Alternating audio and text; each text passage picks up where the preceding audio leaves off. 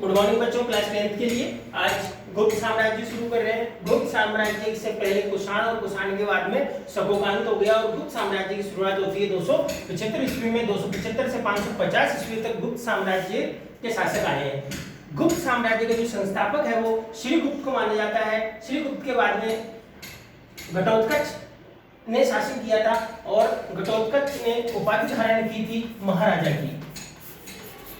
घटोत्कच के पुत्र चंद्रगुप्त प्रथम ये गुप्त साम्राज्य के प्रथम महान शासक हुए। इन्होंने 320 ईस्वी से 335 ईस्वी तक शासन किया। इन्होंने महाराजाधिराज की उपाधि धारण की, यानी इनके पिता ने महाराजा की उपाधि धारण की और चंद्रगुप्त प्रथम ने महाराजाधिराज की उपाधि धारण की।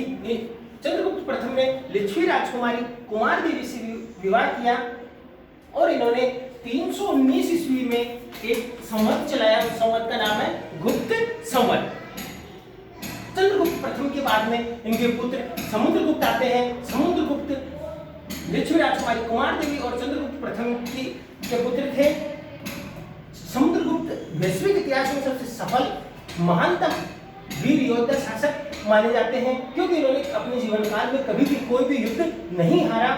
इसलिए इनको स्मिथ के द्वारा भारत का नेपोलियन की संज्ञा दी गई है। इनको भारत का नेपोलियन कहा गया है। इन्होंने दिग्विजय और एकीकरण की नीति अपनाई। इनका प्रमुख आदर्श दिग्विजय और एकीकरण था।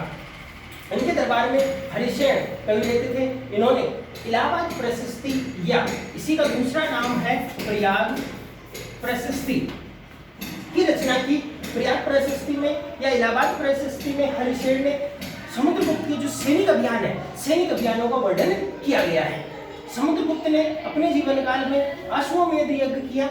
अश्वमेध यज्ञ में की जो जानकारी है वो इनके समय में जो सिक्के चले उन सिक्कों पर अश्वमेध पराक्रम लिखा हुआ मिलता है। इससे वो जानकारी मिलती है कि इन्होंने अश्वमेध यज्ञ किया था।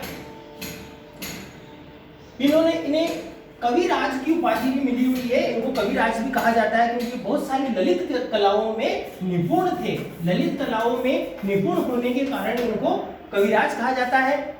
एक सिक्के पर इनके वीणा बजाते हुए का चित्र भी बना हुआ है। ये मूल रूप से विष्णु भक्त थे।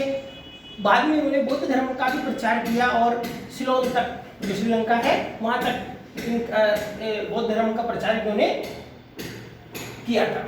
इस तरह से समुद्रगुप्त जो है वो आपके 10th क्लास के अकॉर्डिंग, वैसे बहुत लंबा छोटा समुद्रगुप्त, लेकिन 10th क्लास के अकॉर्डिंग इतना रहेगा। समुद्रगुप्त के बाद में जो शासक बने वो थे चंद्रगुप्त द्वितीय। समुद्रगुप्त के दो पुत्र थे, चंद्रगुप्त सेकंड और रामगुप्त।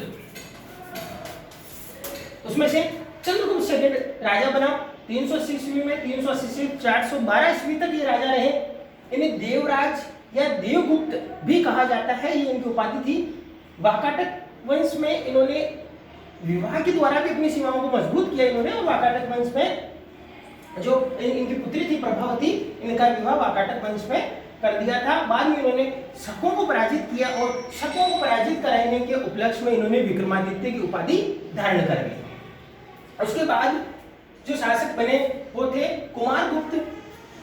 कुमारगुप्त 414 से 455 ईस्वी तक शासन किया इन्होंने। और कुमारगुप्त का ज्यादा कुछ मैटर नहीं है। कुमारगुप्त का इतना याद रखना है कि इन्होंने नालंदा विश्वविद्यालय के संस्थापक ये माने जाते हैं। और अंतिम शासक स्कंदगुप्त होते हैं 455 से 467 ईस्वी में। स्कंदगुप्त के बारे में ये जानकारी याद रखनी है कि जूनागढ़ अभिलेख में ये पता चलता है कि स्कंदगुप्त ने जो सुदर्शन झील थी उसका पुनर्निर्माण करवाया था, उसकी मरम्मत करवाई थी। तो इस तरह से गुप्त साम्राज्य में एक बार शॉर्ट में देख लेते कि क्या क्या आपको याद रखना है। गुप्त साम्राज्य के संस्थापक श्रीगुप्त के बाद हुए घटोत्कच, लेकिन जो प्रथम महान शासक हुआ वो घटोत्कच के पुत्र थे चंद्रगुप्त प्रथम 320 से 335 ईस्वी में। इनकी उपाधि क्या थी? महाराजाधिराज। और इनके पिता की उपाधि क्या थी? महाराजा। इन्होंने लिच्छवी राजकुमारी कुमार देवी से विवाह किया और गुप्त संवत चलाया इन्होंने 319 ईस्वी में। इनके पुत्र थे समुद्रगुप्त के बारे में 2-3 बातें याद रखनी है कि इनका मेन जो आदर्श है वो था दिग्विजय और एकीकरण। इनके दरबार में हरिश्चंद्र रहता था। इन्होंने इलाहाबाद प्रशस्ति या प्रयाग प्रशस्ति की रचना की, इसमें सैनिक वर्णन दिया गया है।